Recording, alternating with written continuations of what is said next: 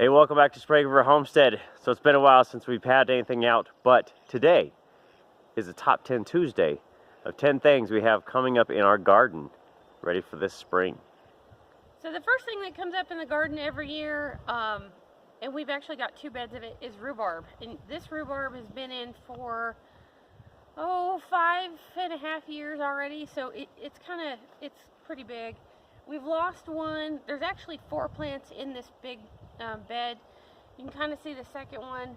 There's a third one there, and the fourth one, like I said, it kind of came up last year and then didn't do anything. So I think it's probably a goner, but I guess we'll see as the spring progresses, and then I'll show you the other bed of them. So this is bed number 2, and these plants aren't nearly as old. This is actually probably going to be their first real harvest year. They are about 2.5 year old plants, and you can kind of see they're not quite as big as the big one over there, but they are kind of getting there. So there are 3 in this. Don't ask me what variety, I don't really remember.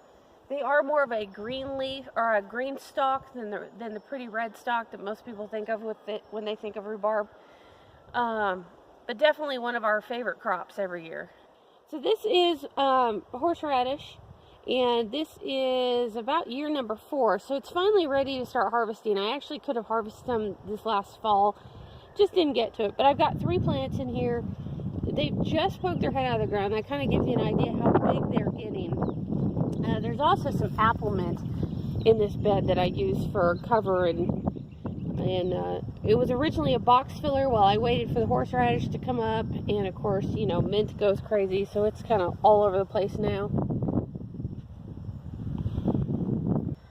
So it's probably kind of hard to see, but this vast green area that goes across these 2 beds and even back there by the rhubarb is our strawberry patch. So we had sagebrush toxicity really bad when we first moved in. So my strawberries struggled and struggled and struggled, and I finally got my first berries like 3 springs ago, and they were just little itty bitty suckers. This last year we had 1,000,000 berries. They were all pretty small. I'd kind of abandoned the strawberries. That's why they're everywhere. I'd kind of given up on them because they had kept dying and kept dying and kept dying. So I had ignored them entirely, and then they finally started growing last year. So all of these, I was too late to do it in the fall, but all of these are going to get picked up, moved to another bed. So if Cannon spins around, you can see the 2 beds that currently have strawberries in them. These guys are starting to come back up, and then this bed over here. We built some other beds, so this is where eventually all the strawberries are going to move to. And not sure what I'll continue to do with these round beds, but the strawberries will be going elsewhere. If nothing else, then to keep the runners up so that I can try and get a hold of them before they try and eat the garden. So you might remember my video from last year about dividing off the chives. So I had this box originally with my chives, divided it all up. I still ended up with 6 plants in here and 4 plants in each of those. So I've got more than enough chives, but they're already up, they're doing great. You can kind of see that they're getting ready to blossom, so I'll have just 1,000,000 pretty little purple heads on them here very shortly. And we're already picking and using them fresh from the garden. So another herb that we grow around here that's coming up and starting to do great, you probably can't see it real well from back there, so I'll have Canaan move in. But this is thyme, this great big enveloping wave here. You can already see where it's starting to turn green and come back up. So I actually have like 7 different kinds of thyme. I don't use it a lot, which is kind of funny, but we dry it for the rabbits. I really like the smell of it. The bees like it when it starts to flower.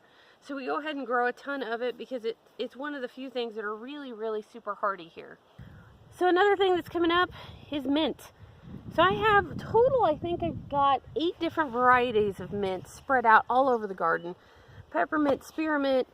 This here is chocolate mint. We've got some lemonade mint. There's Moroccan mint and kernel mint and Corsican mint, all kinds of stuff. But that's what this little stuff is here. And of course I'm behind. I've got to get all the beds weeded out. But when it's all weeded, basically from this end to that end is nothing but a sea of different mints. I dry those out for the rabbits. The goats will eat them, and then I dry them and use them for tea. And of course, what garden would be complete without the good old asparagus patch? Of course, it kind of got away from me, and I've got a lot of weeding to do. But we've got two varieties in here. We've got the green and the purple. I want to say the green is either a Jersey or a Martha Washington. Could be both, because I've added on over the years. But we've got the asparagus starting to come up, and I know the rest of the country is about done with asparagus in a lot of places, but we're just getting going. So it looks like I'll have my first cuttings here in the next week. So this beauty here is a gooseberry. I planted 2 different varieties for the first time ever last year. I go really slow when I plant anything here because you never know, even though the tag says they'll make it in the zone, you never can tell. But you can see the gooseberry is doing wonderful. The little tiny gooseberry, because I bought them kind of at the end of the season, is this little prickly son of a gun right here. And it's doing fine too. It needs, both beds need to be weeded out, and then I need to fertilize, but they're both doing fantastic.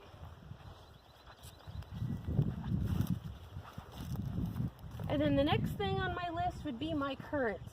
So I do pinks, reds, and blacks, and I've got basically this whole entire row. So 1, 2, 3, 4, 5, 6, 7, 8, 9, 10 currant plants.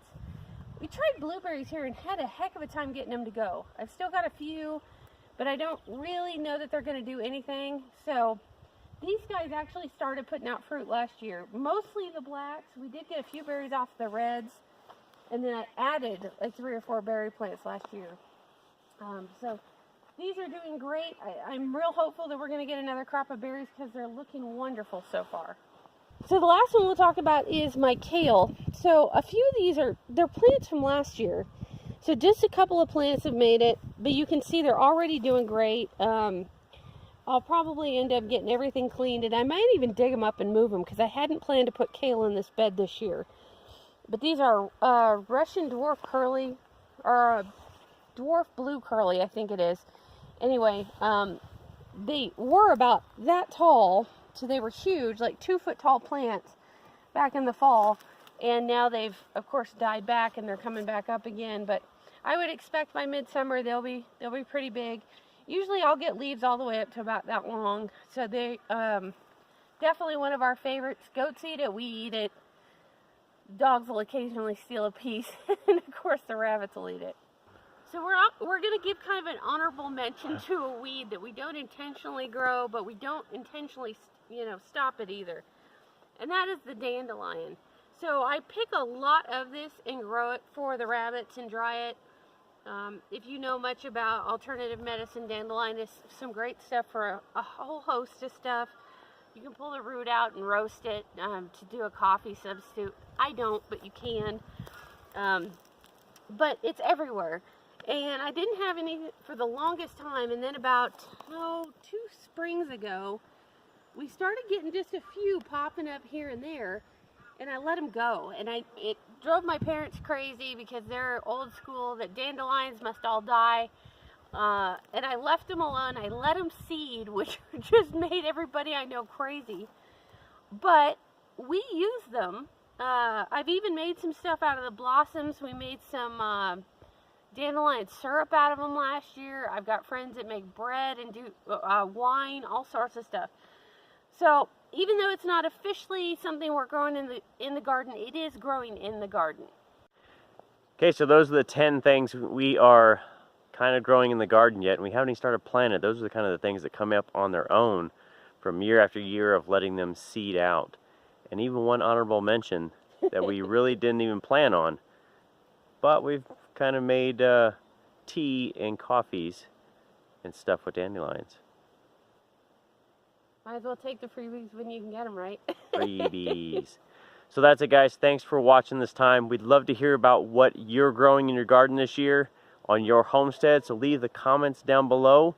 What do you got going on? What is your perennials and what are you planting this year? So that's it. We'll see you next time from Sprague River Homestead. Happy homesteading.